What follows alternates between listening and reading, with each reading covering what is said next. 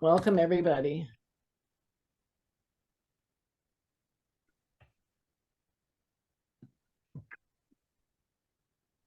All right, it's 6 o'clock.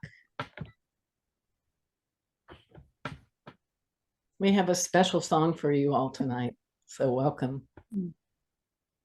They call it a pipeline, but those on the front lines know that black snake was sent for us to grow, to shed the skin our ancestors pray, of wounds old and calloused, so that we may stay, so that we may unite, unity our tool. No weapons are found in this court of rule. Men becoming ki'ai, steadfast in their guard, protecting women's hearts as their song become roots, roots to cast out healing for all sentient beings, to honor sacred mother, heart forward we heal. The salmon will run, the Mauna will breathe, the rivers will flow. The rainbow is here and prophecy tells us all generations will hear.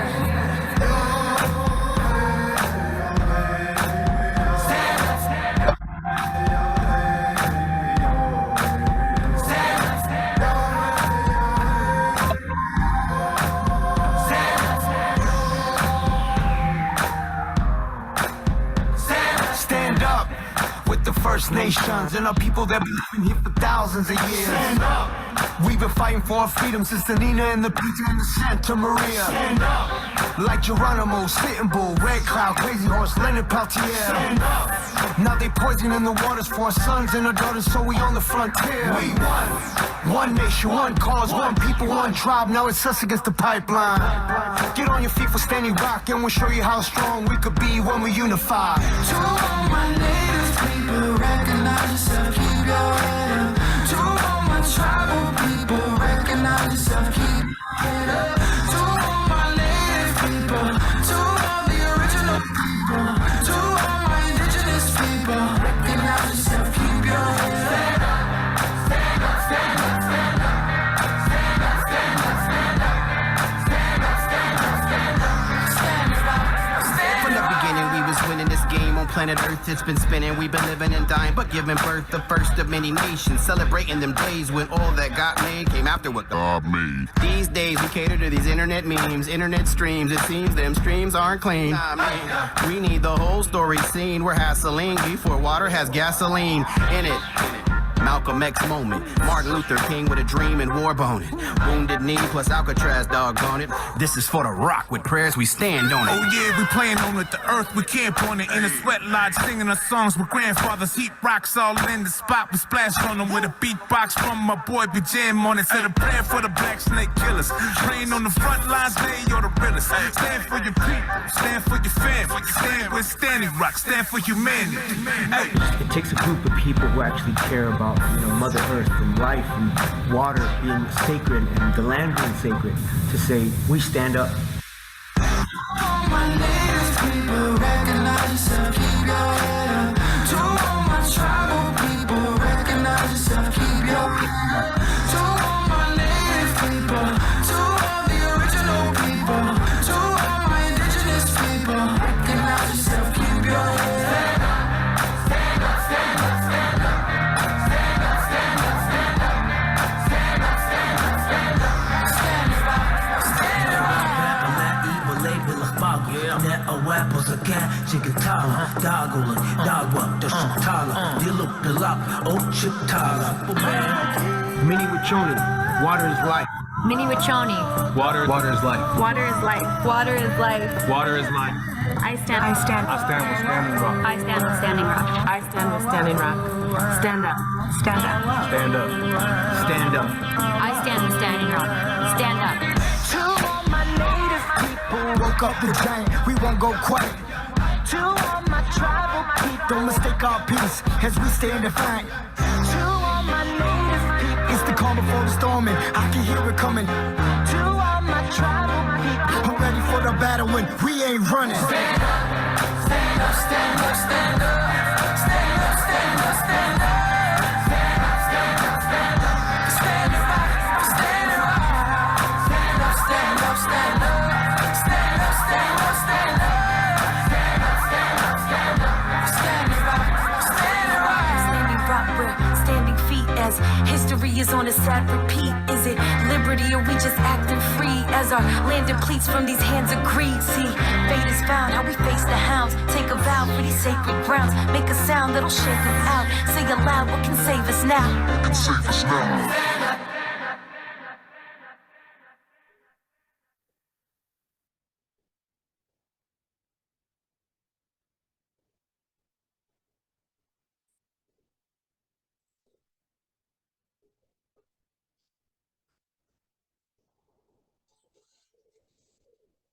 All right, friends and family. Thank you for joining us tonight. Before we get started, we would like to acknowledge that all bodies and that all spirits can rise in power and do the work of justice. Thank you.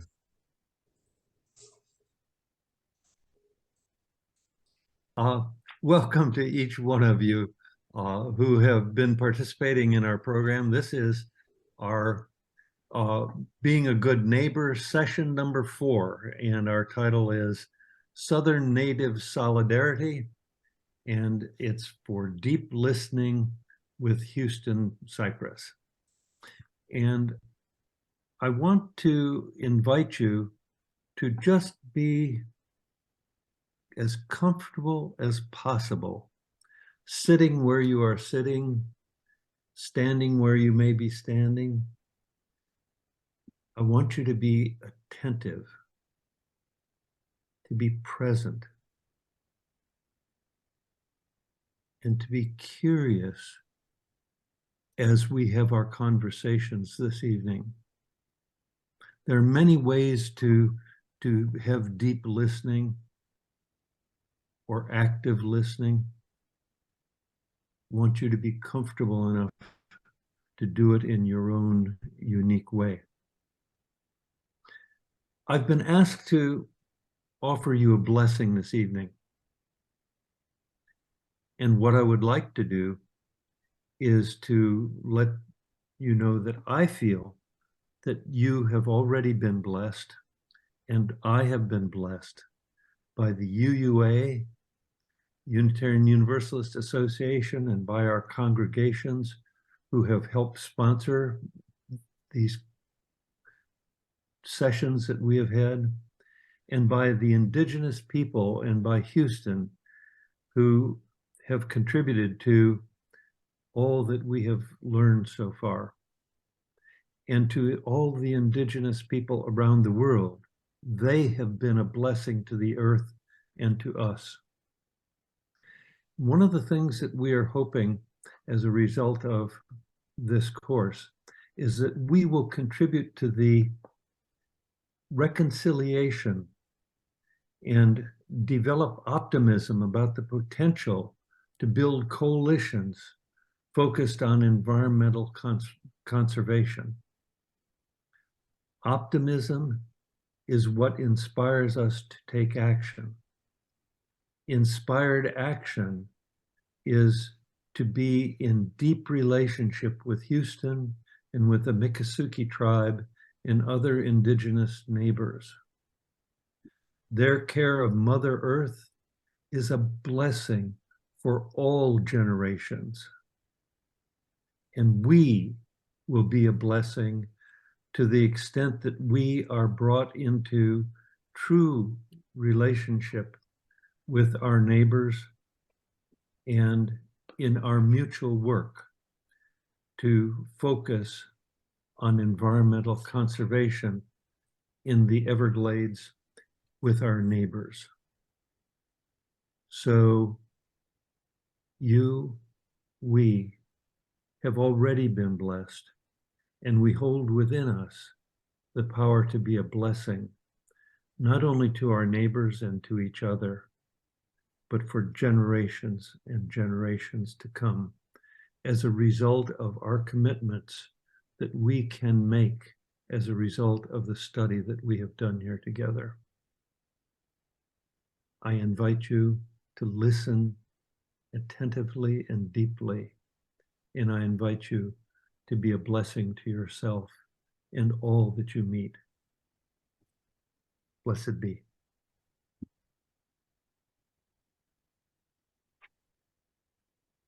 Blessed be. Thank you, Gary, so much. Welcome again, friends. It's good to be here with you. And as we begin,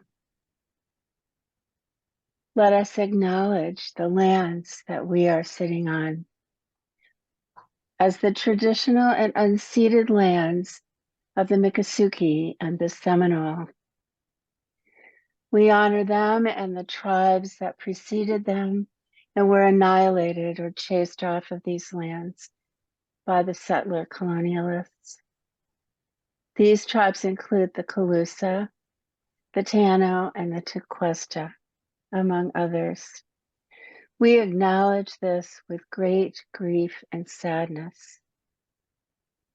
And we know that this legacy lives on. We have deep gratitude to these tribes for their stewardship of these unique and beautiful lands. Let us honor the sacred in all. We honor our neighbors and their ancestors, and may we continue to learn with open minds and open hearts and humility to right the wrongs of the past and to live as good neighbors. May it be so.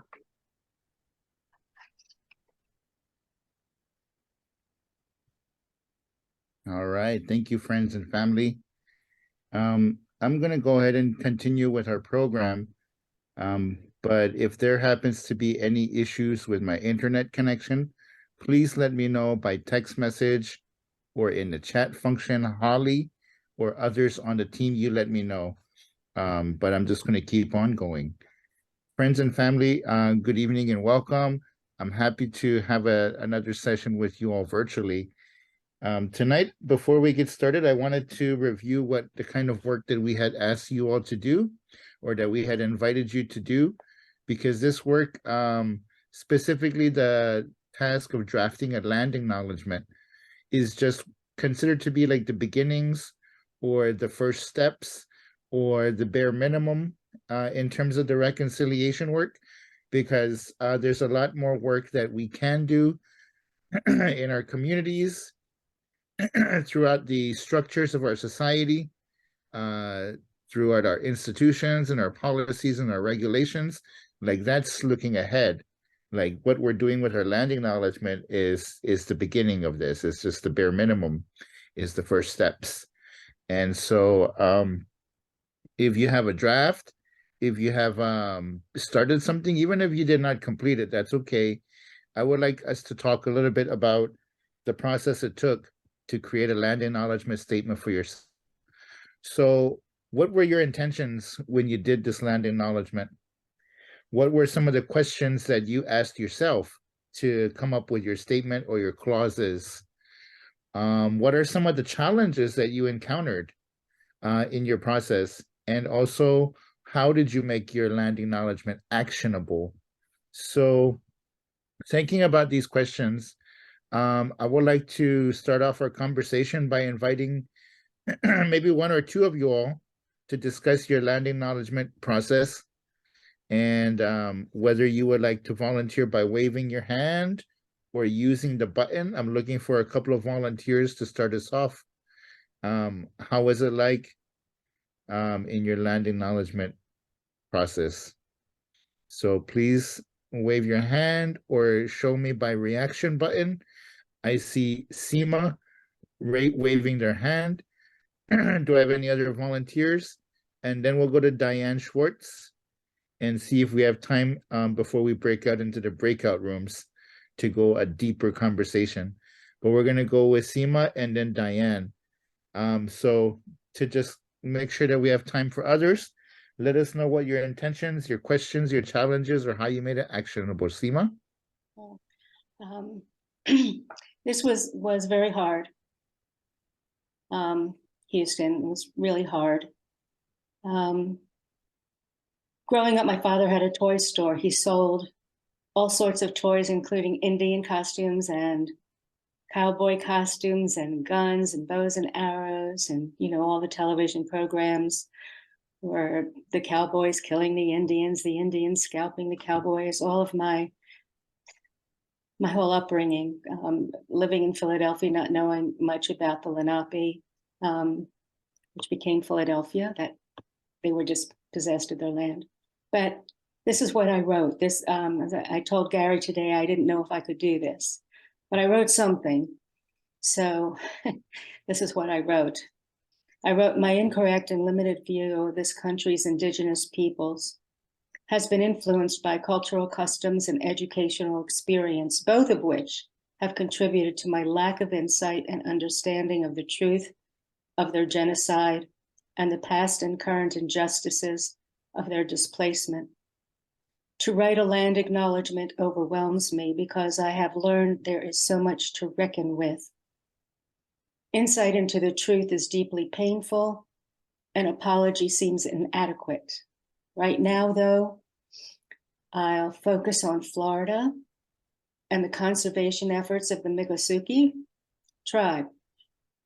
My intent is to help ensure the ongoing success of these efforts by speaking out and sharing what I've learned in a way that promotes healing, ensures a healthy Everglades, and strengthens bonds among all peoples.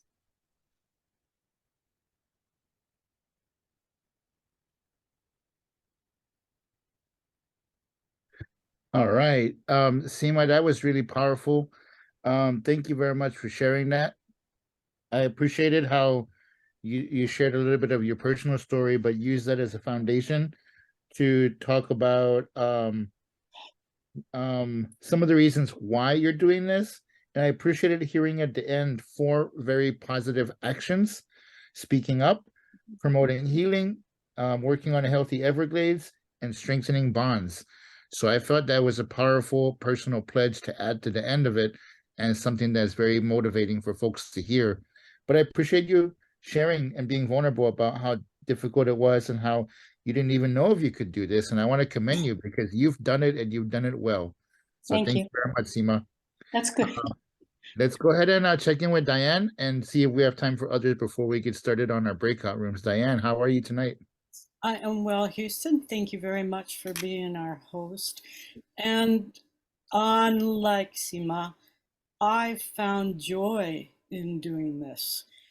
The exercise of this, workshops, has been hard.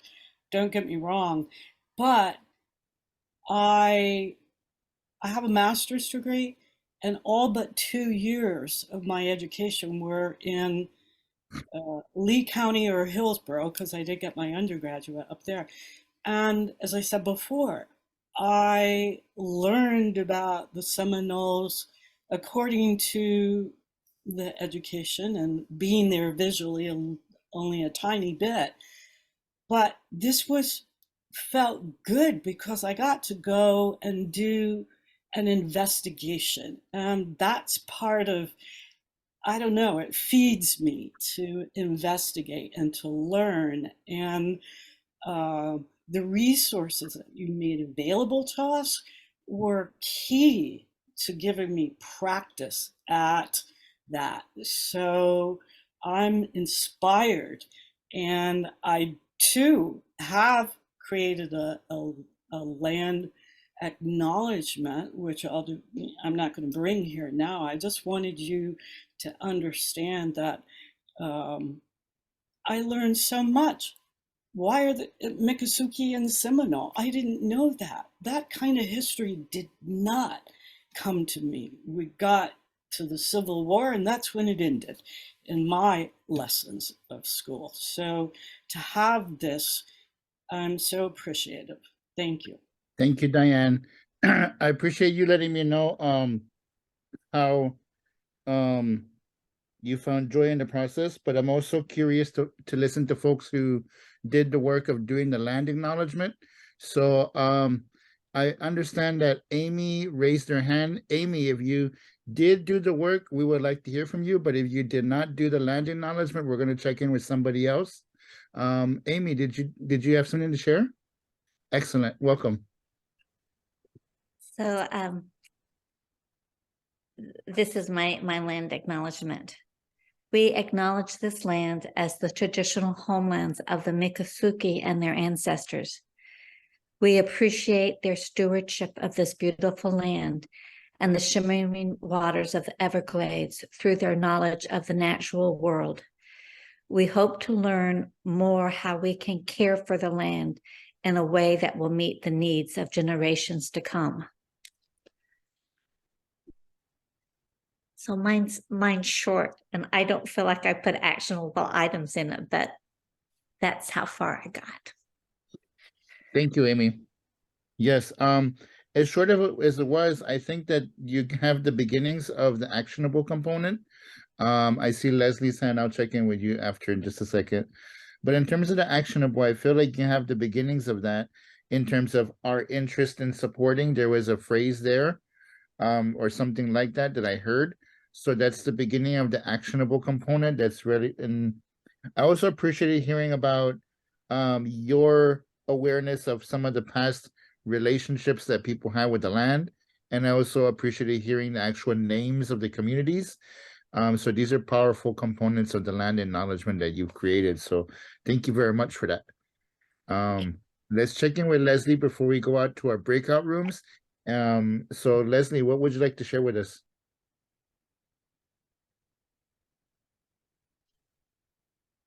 I wrote a land acknowledgement for the Cherokee in Southeast Tennessee, because that's where I spend half of my time.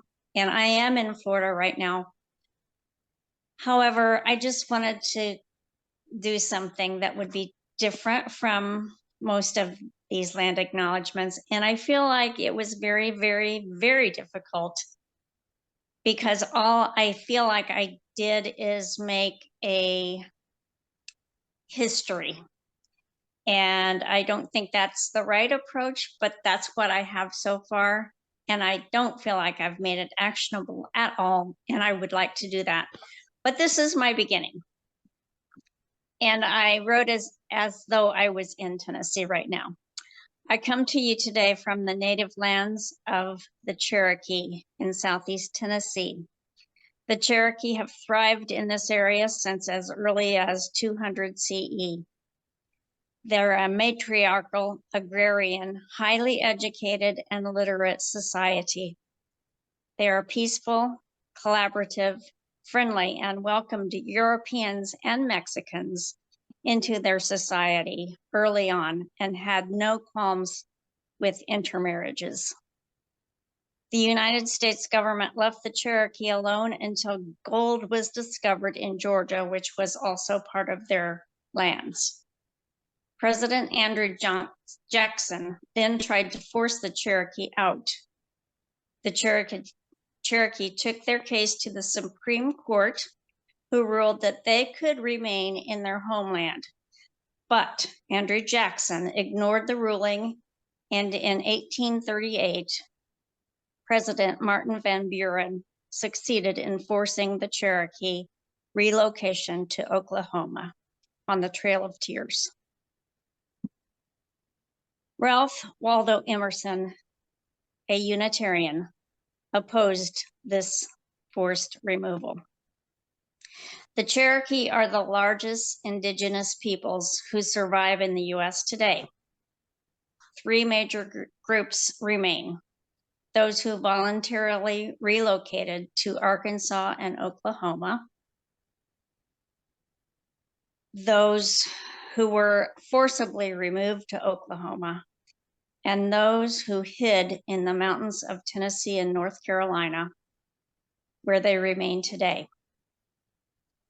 I recognize the humanity, value, and sacrifice of the Cherokee and all indigenous people.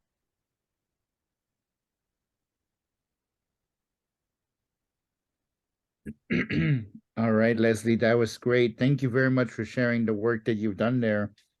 What I appreciated out of your format was that it reflects the quality of the relationship that you have with the community.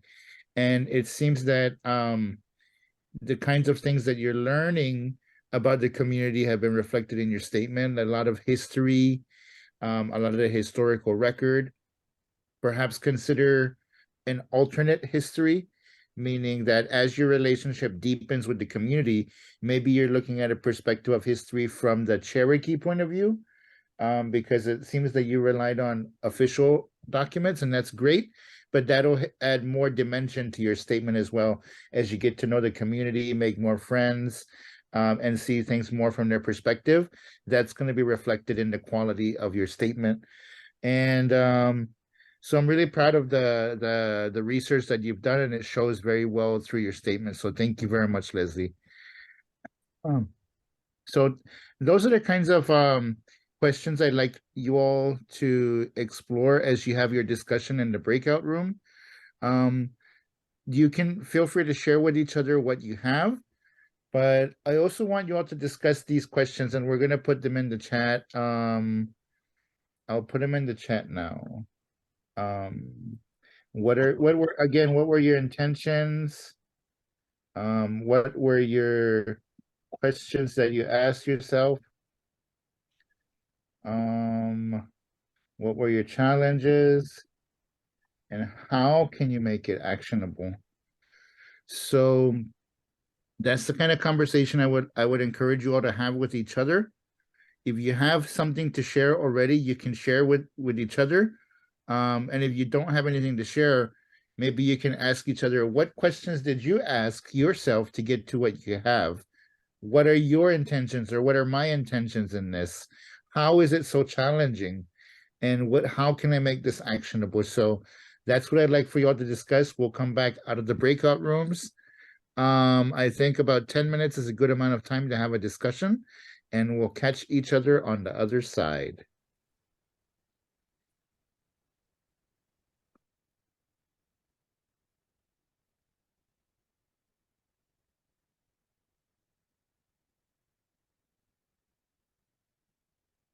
This is taking a few minutes because we're making sure there's 4 in each room. I already have done that, so everyone should just, they're on their You're way. the best. Thank you, Allie. Will you pause the recording during Thank you. this? Thank you for that. We're welcoming everybody back to the main group, the big group, and just checking in with Allie. If you just wave if everybody's here. Just give me a signal to let me know everybody's back. All right. Okay, great. So it looks like we're all back. And we had some time to discuss, and let me just go to the group view so I can see everybody. I'm just going to randomly pick group numbers. If anybody from group number 2 would like to share briefly about the kind of discussion that you had, and then we'll check with other groups. If you remember your group number, whoever was in room 2 or group 2. I think we're going to have to give these group names from here on in. It usually says it on the very front screen when you go in there. It does. Mine was 7. If you don't know, I think Sharon raised her hand. I need a group volunteer. Yeah, I was in group 2. Sharon, tell us about and Jan and John and Gary. Would somebody from your group like to update us on what you talked about? Challenges in making your statement, actionable items, that sort of thing?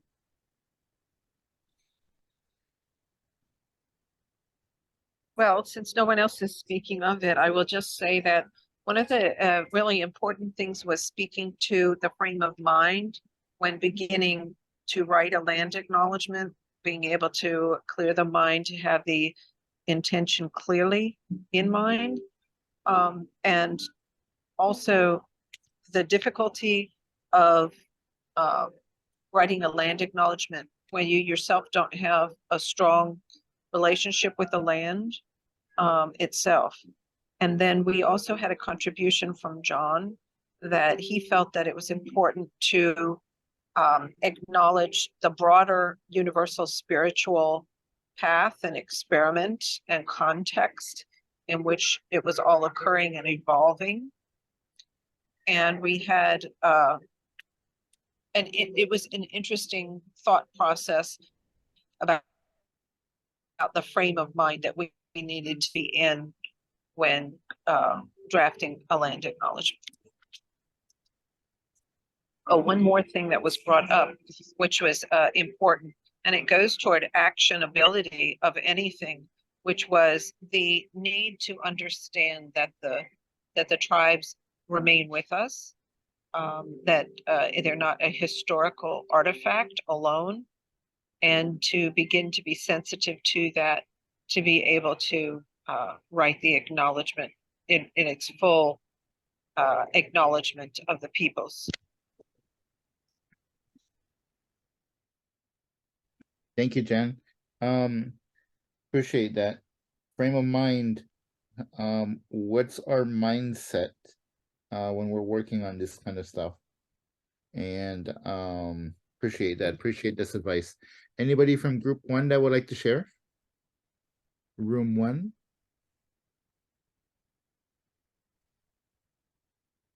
Someone was in room 1. I agreed to report out on our group, but honestly, I don't remember our number. All right, Diane, welcome. Please share with us the quality of your conversation. Thank you. 6. 6. We were 6. Pardon me. We were 6. No, we want to hear from you, Diane. Come on. Right, Houston? All right. There were 2 that were read, and the rest was discussion. And a lot of feelings were generated, as our previous spokesperson said. And some of it was about anger that this could have gone on. And through taking this step, we have new understandings of how we were, call it, lied to about the history of our being on native lands. And the actionable part was more difficult, it seemed to me, uniformly of us 4. And one was clearly stated, she came through loud and clear, included political actions and working to enlighten others, and to go to our schools and become informed about how they are instructing the youth today. And that it was brought up about how our schools continue to celebrate Columbus Day. And this whole educational process I've found here at Being a Good Neighbor, it's an old theory that we need to eradicate. I guess that's it. Can you tell us a little bit more what theory needs to be eradicated? I'm not sure I understood that part. It's the idea of celebrating Columbus Day within our schools and giving it some elevated position when in fact we know that's inaccurate. Okay, thank you.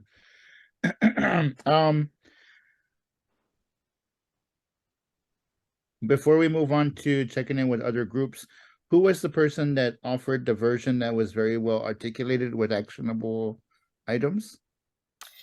Carol, okay. Carol, when you get a chance, can you email your version to Holly so that we can see what you created there? Okay, cool. So we've heard from group 2 with Jen, group 6 with Diane, perhaps another group. I will share about our group, but not Joan, Kat, or Denise, somebody else, another group. I'm going to share for our group.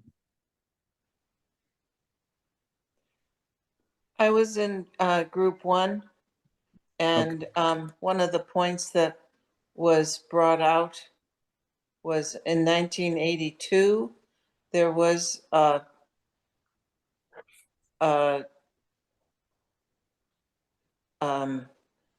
bequeath of land in the Everglades to the Mississippi, and that we hadn't known about that, and we don't know what happened to that treaty or where the land is that was given back, or how it's delineated. Can you enlighten us? Okay, I'll address that, but keep going with the kind of work that y'all did. We had some historical not acknowledgments of tribes that we have encountered in our own lives, in New York, I think it was New Jersey, Vermont, Pennsylvania, and to acknowledge that we were in the midst of territory that is owned or given to reservations or bequeathed or still within Indian hands. Excellent, Marcia. Thank you so much.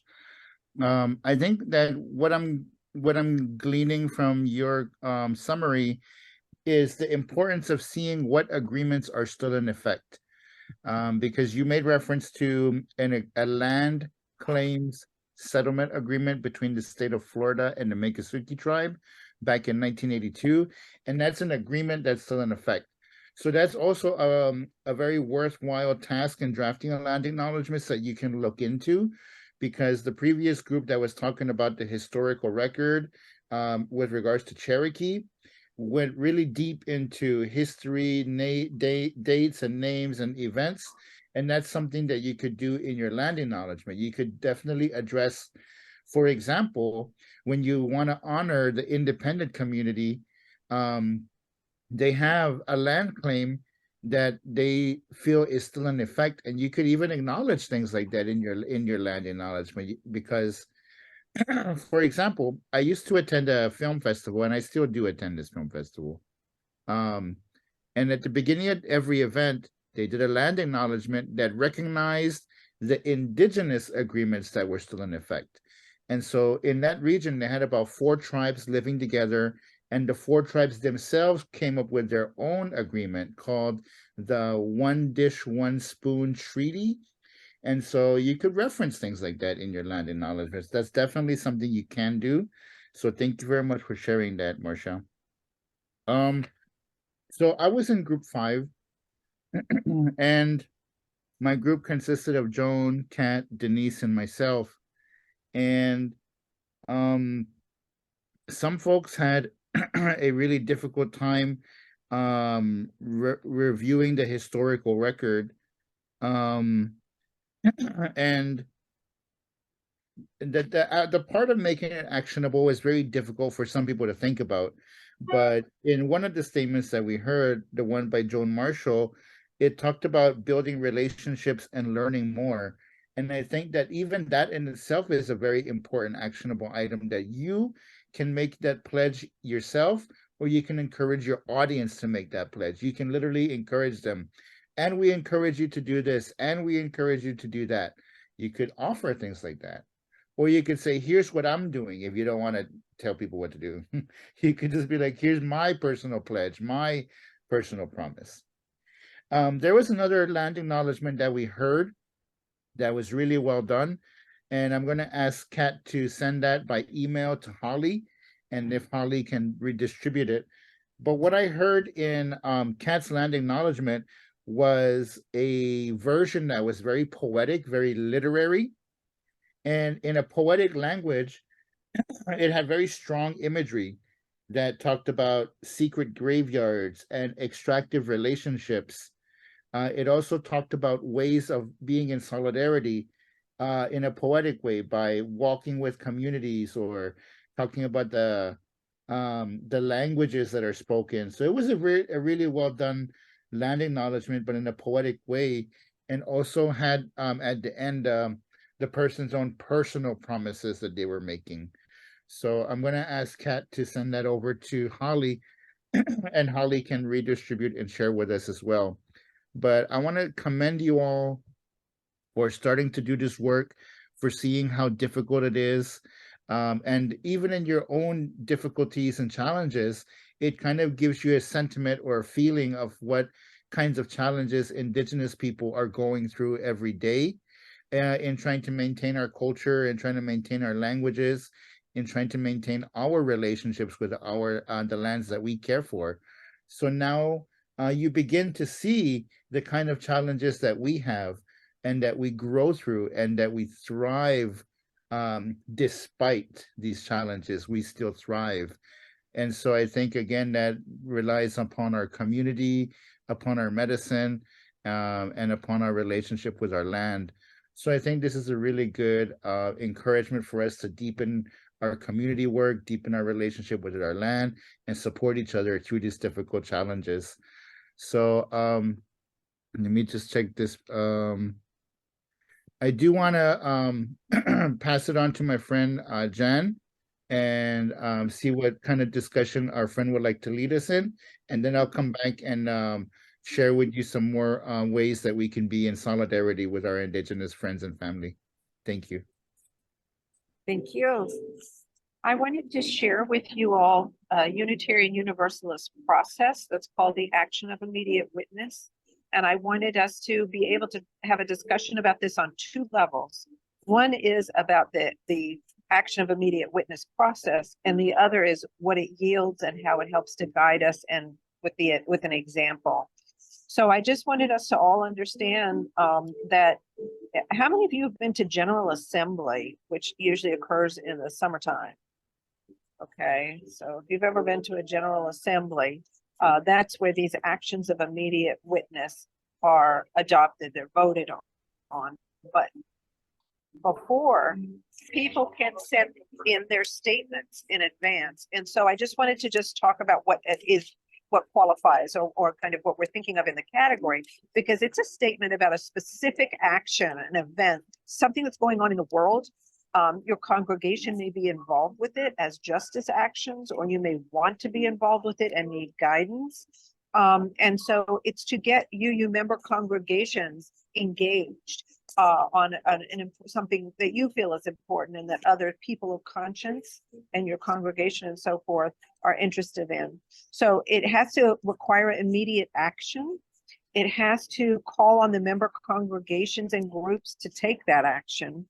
And it gives an opportunity for member congregations to build partnerships or act in solidarity with marginalized groups in some way. But it has to be grounded in our principles, in our theology, in our practice. And we have to use the right language. It's anti-oppressive language, it's inclusive language, and it can't duplicate a recent one. So that's kind of just like the general information about the AIWs. And so people can send in, it's just a 2-sentence description with the title and who the main organizers are that you send in to the social witness folks. And so that's part of our social witness process. So before I talk about this particular one, does anybody have experience with that, or has anyone used those AIWs to guide their activity that you'd like to speak about? No one has experience. That gives us an opportunity to have that experience with it, doesn't it? Good. Okay. All right. So I'm going to share with you this example of the AIW and the kinds of actions that it was suggesting, because it's very nice for us to be able to have a guide of what other UUs may have done, who were people of conscience, who were working this cluster of issues. So the one that that I'll talk about is in 2018, there was an AIW that was We're All Related, Solidarity Now with Indigenous Water Protectors. And this grew out of the Dakota pipeline problem. And it grew out of the fact that when people were opposing destruction, they were chaining themselves to a variety of objects. They were getting into the middle of places that were dangerous. And they began to be incarcerated, and they began to have very, very high bail to get anybody out. Sometimes as much as $50,000. And the language that was used was, if they went into a dangerous situation, rather than trespass or something like that, they would say that they were assisting suicide of those around them by encouraging them to go, so that they began to have very, very strong charges. So I just wanted to read to you some of the AIWs give guidance as to some things that we might do. And so there are things small and large that can be done on these, all of which are actions. So I just wanted to say, in this particular action of immediate witness, UUs were encouraged to express their gratitude, express the gratitude for the work that people were doing, for what they were pledging themselves, and to affirm solidarity with them. And then to pledge direct and tangible support for local movements, the local indigenous movements, for those, whatever is local to your congregation. And in that support, you seek to protect the environment and to restore traditional indigenous ways of life. And you make that clear, and you use your voice to amplify, and you want to get that message to more people. And then as people and as congregations, so individual action and the congregation and in the wider association, making a commitment to extend relationships of solidarity with the water protectors, and leveraging our spiritual, our financial, our human, our infrastructural resources in support of those water protectors, especially the ones who face those ongoing charges. So every person in every congregation has to decide what that might look like, but you have a place to begin.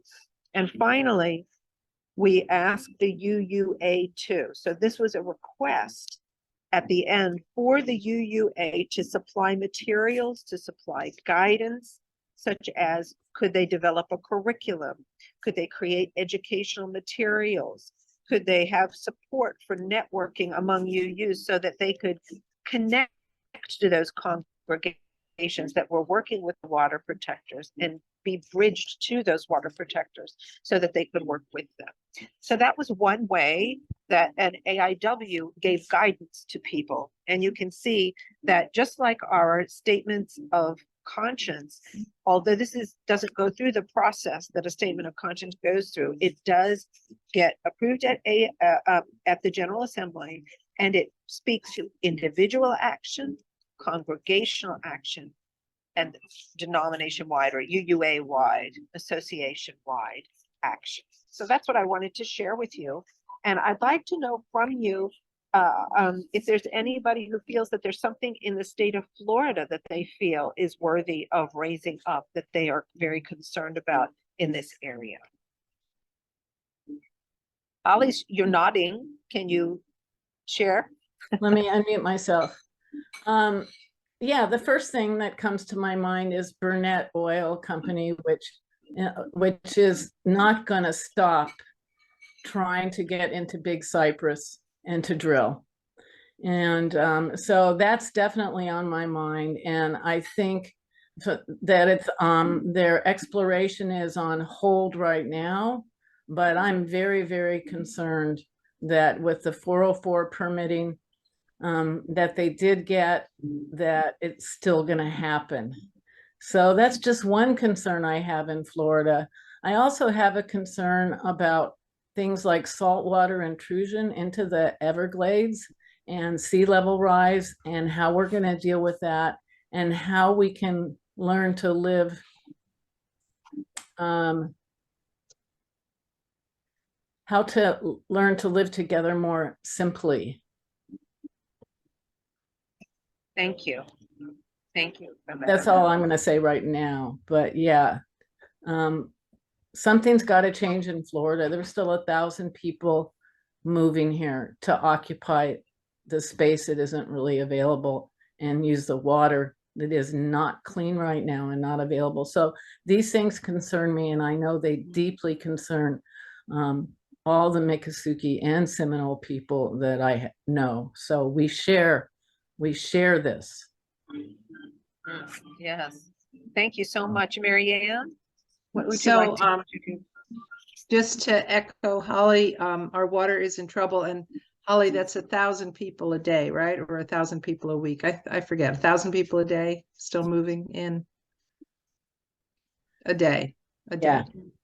Yeah. Yeah. 360. It's so several of us are involved in the Florida Right to Clean Water. And we would love the action of more and more congregations around that. And if you go to Florida Right to Clean Water.org, you can download a petition and sign it and then mail it into the address on the petition. And you can, collect signatures on Sunday services and everywhere. We've got to get 1 million signatures, so we need everybody to help. Thank you. Sharon dropped a really good suggestion in the comments. Thank you. I think Kat is raising her hand. Kat, did you have something you wanted to contribute? Sometimes I have trouble getting to the unmute button.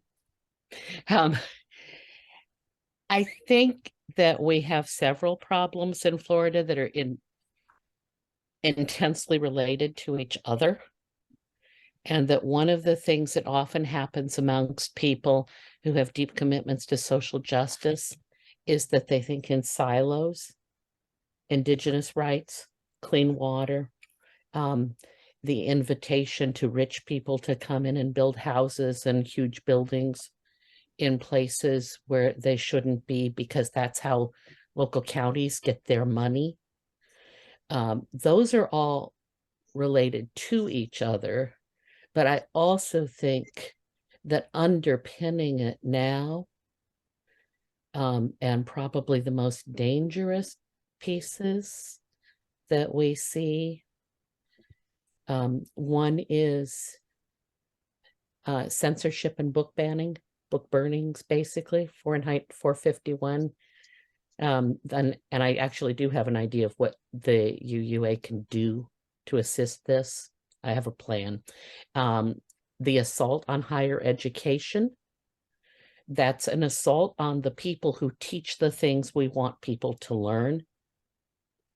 I'm thinking about a book I just read, which was the Latinx African American History of the United States, which is written by Paul Ortiz, who's a professor at the University of Florida and who also is in charge of an oral history project there. These people have all lost their tenure already. I mean, they haven't specifically taken it away from them individual by individual, but saying things that break the rule, speaking out, is going to be reason for any professor in a public institution of Florida to lose tenure, lose all the rights they ever had. And I know from, a life of activism that started, God, in the 50s, was that when we do this, what we're doing is undermining social justice in general. I also know it's intentional. The plan was made a long time ago. Thank you for nodding, Houston. I appreciate it so much. And I think that if we separate Indigenous people from Latinx people, from African American people, from queer people, that we're taking each one separately, it's all the same issue. We're all in it together. Some of you already know that I have a deep commitment to Indigenous and queer two-spirit issues also. Anyway, I'm shutting up for now. Well, thank you, Kat. I appreciate everyone really speaking about what's on their heart. I want to say that in this effort, we're all learning to be able to follow the lead of those people whom we're supporting. And so now I'd like to turn this over to Houston, who's going to speak about the priorities of the Miccosukee.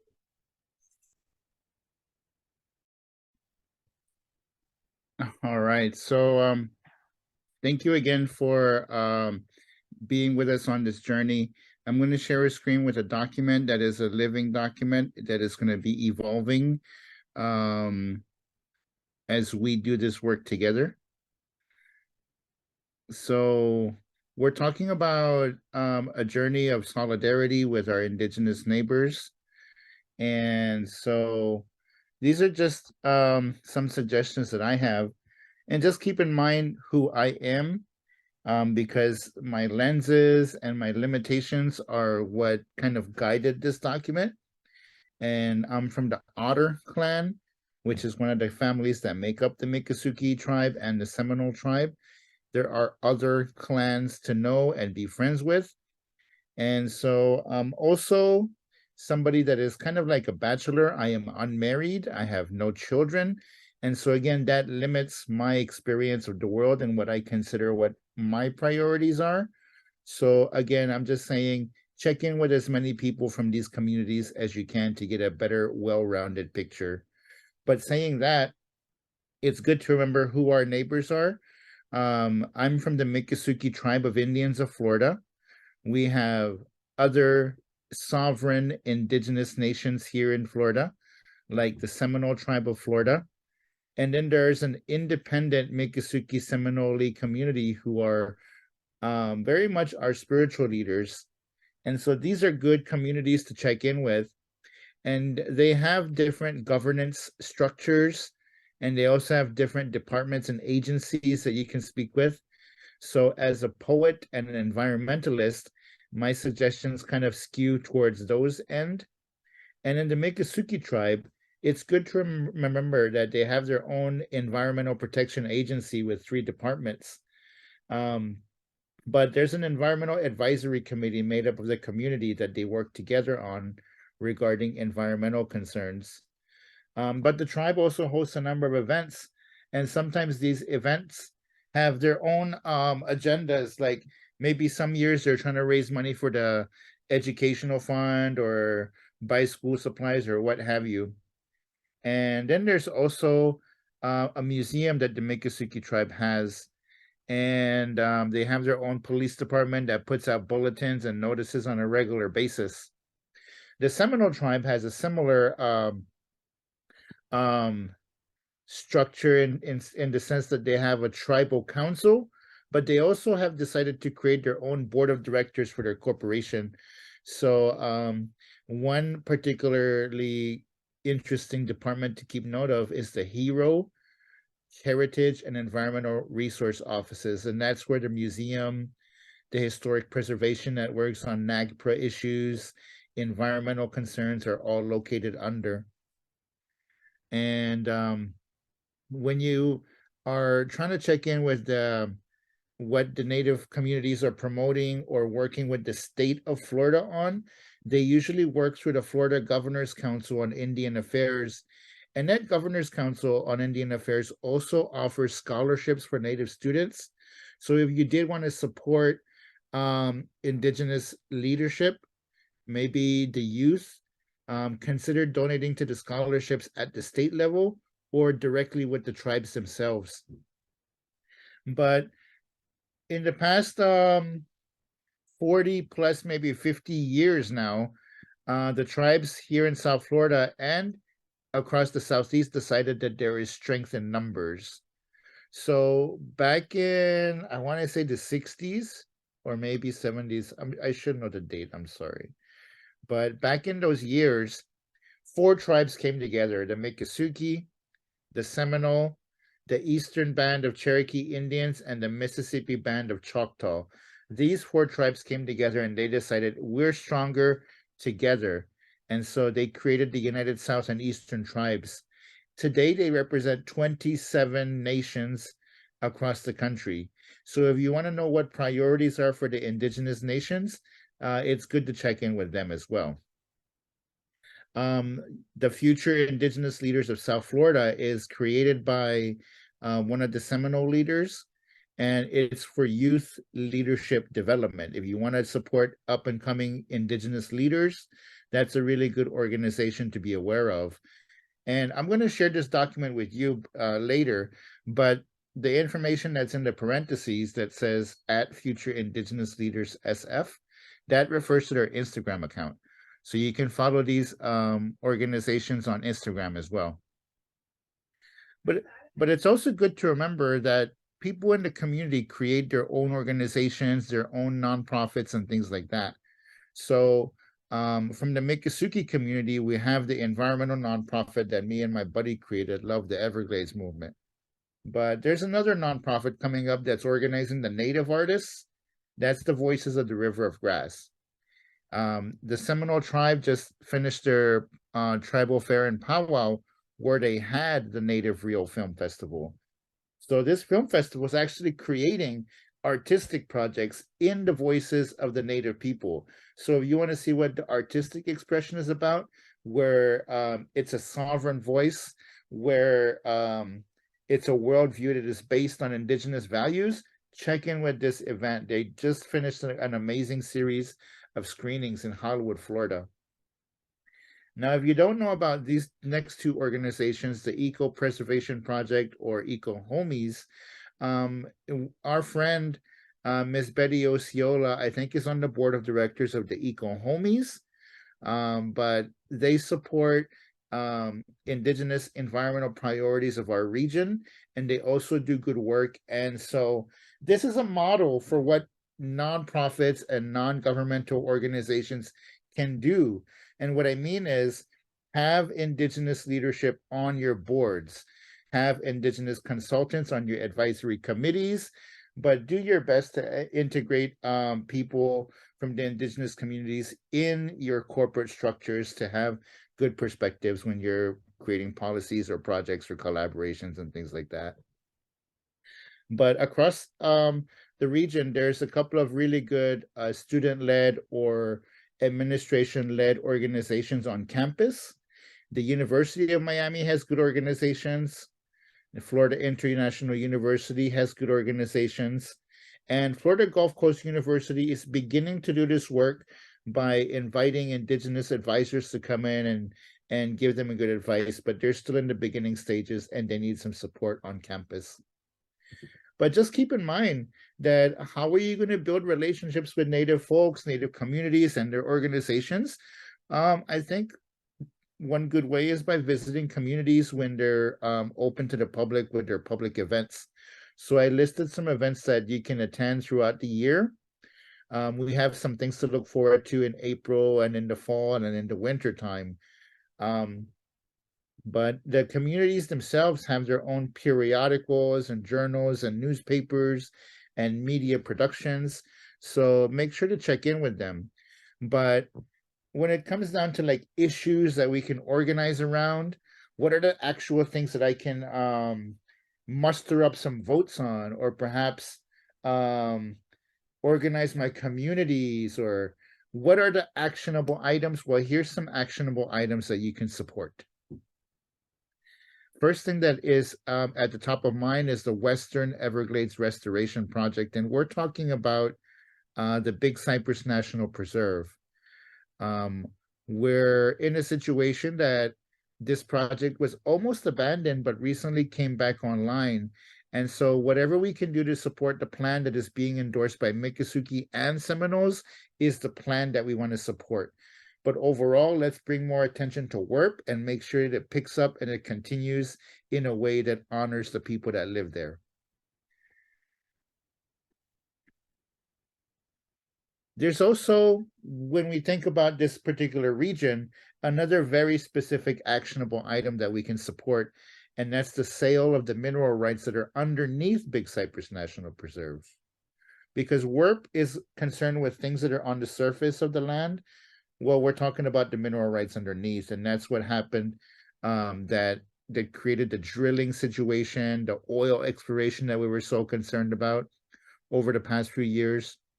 Well, now there's a nonprofit that's named Wildlands International that came in and set up the deal to sell these mineral rights from the Collier family and protect them in perpetuity by transferring those to the nonprofit. So the Miccosukee support this sale, this particular transaction.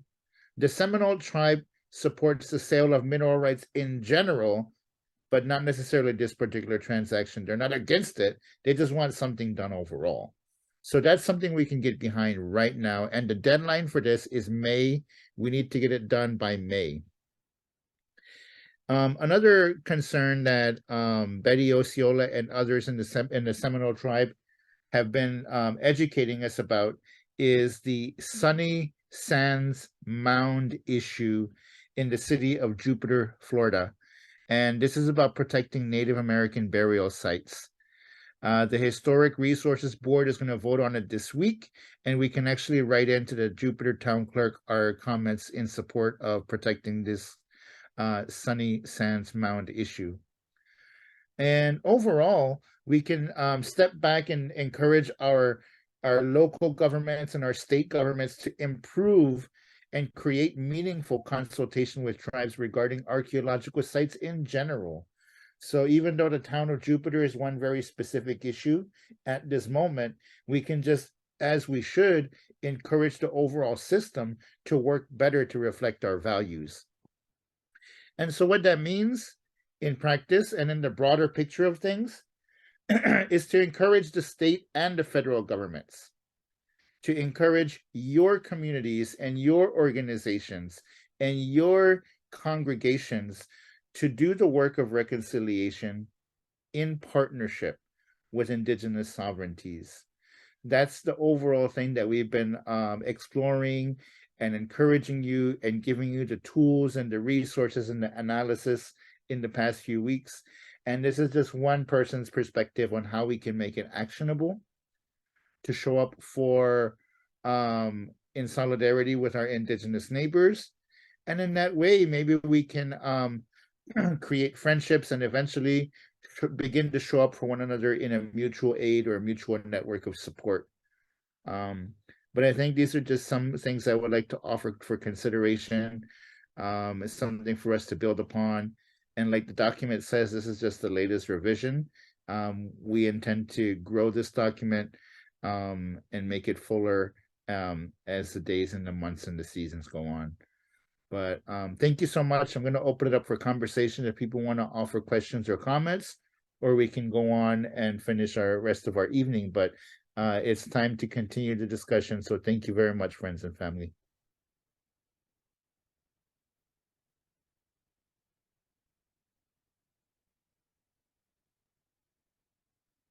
Yeah, Holly, it looks like you got your hand raised. Did you want to share something? Yeah. Thank you for giving us all of this information, because it's up to us to make friends and to reach out. And some of us probably, even myself, after all these years, feel very shy when I approach an Indigenous person of what is what is the best way to be. And the answer that I keep getting in my heart, the best way to be is in my heart, and just to be humble, to be really humble. I did notice you had Echo Homies there, and some of you might have heard of Captain Planet. And one of the biggest projects that they're doing, I just thought I would mention, and that is they're planting coral reefs, artificial coral reefs, all up and down the Keys and in other locations.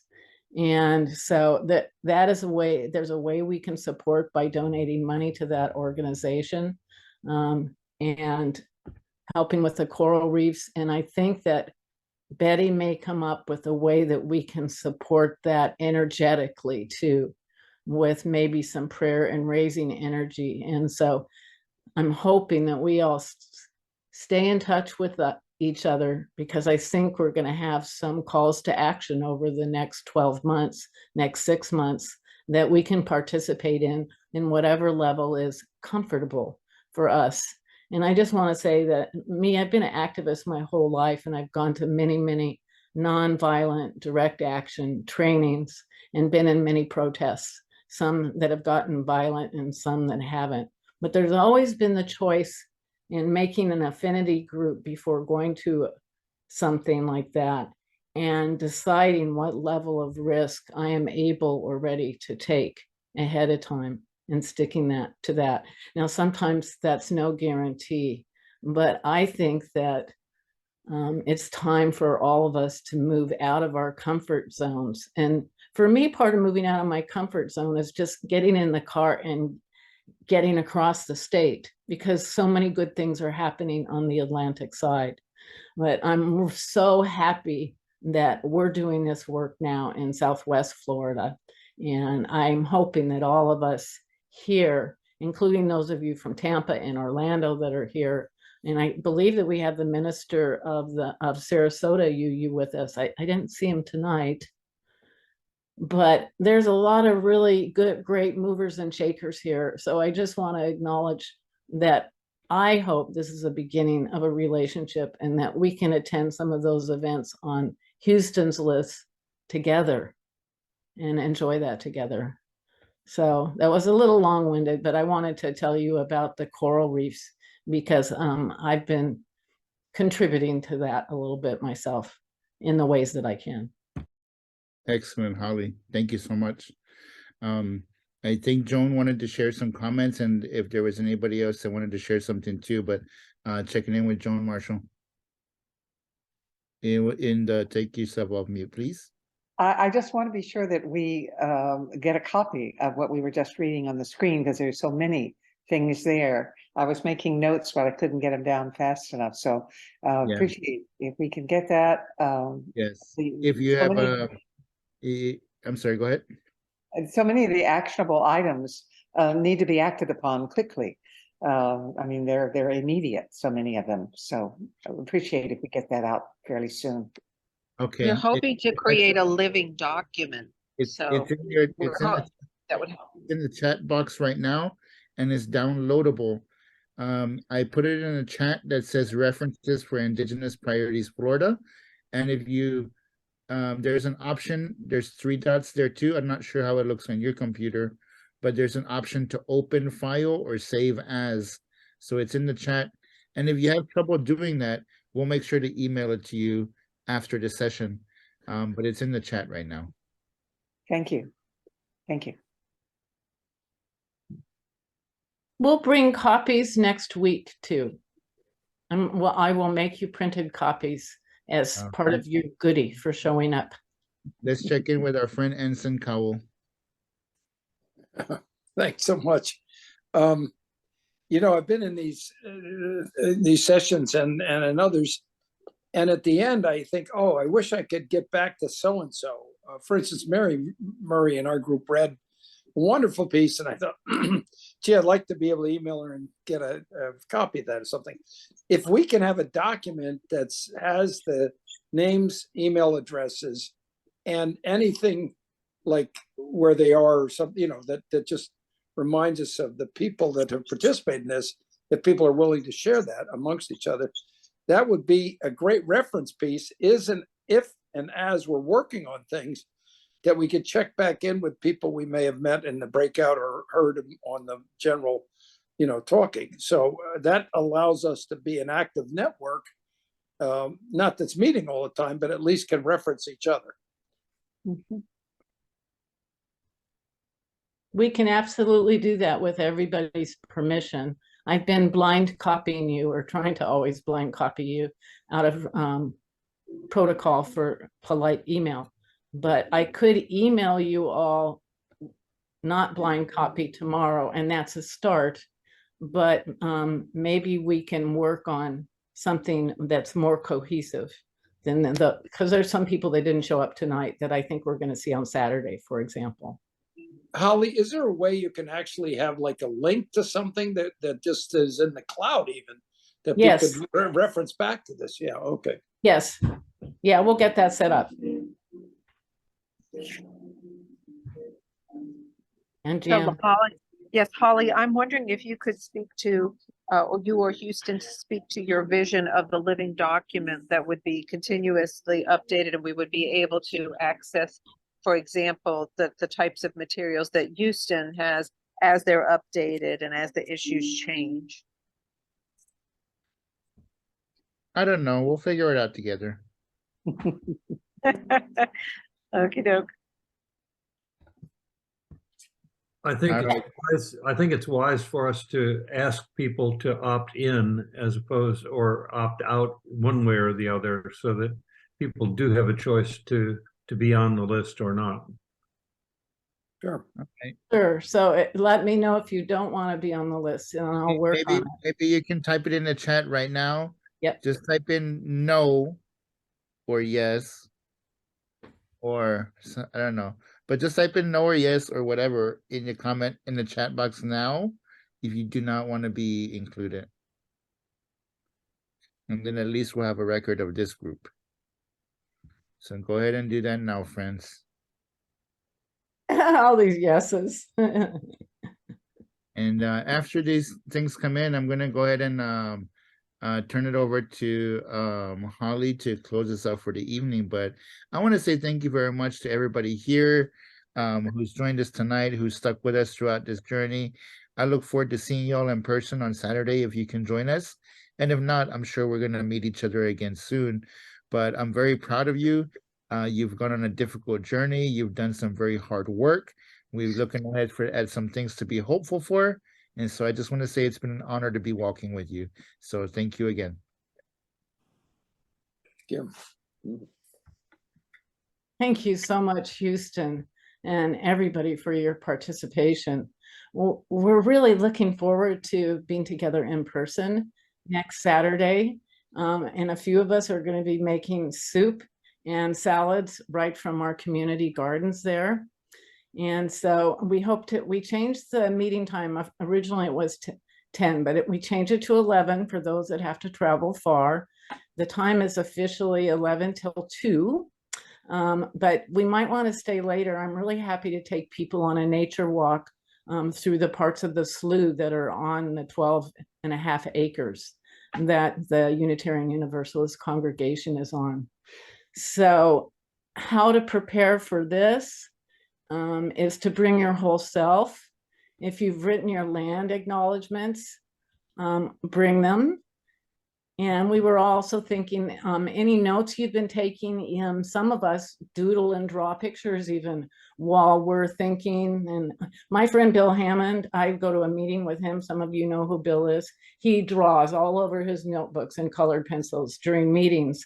And he gets his concepts that way. And he's a brilliant man, those of you who know him. So we're interested in you bringing your doodling and stuff that you've done, an open heart, and for you to think about actions that you want to take, some of which we discussed tonight as we're moving forward. How are we doing on time? It's time for us to close. So let us take a deep breath together once again. Breathing in as one.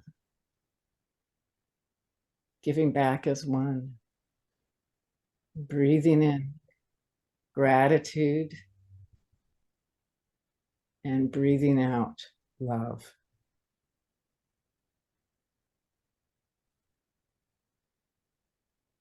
Before the session, we asked in prayer for our helpers and our ancestors and the spirits of the four directions and the center in our heart to this circle. So I just want to release those directions to stay, if you will, go if you must. And thank you for your help in guiding all of us tonight. And I thank all of your ancestors, whoever they were, for bringing you here to this moment today. So go in peace. And I look forward to breaking bread with you all on Saturday. And if you're in the mood for it, we might have some time in nature too. Thank you.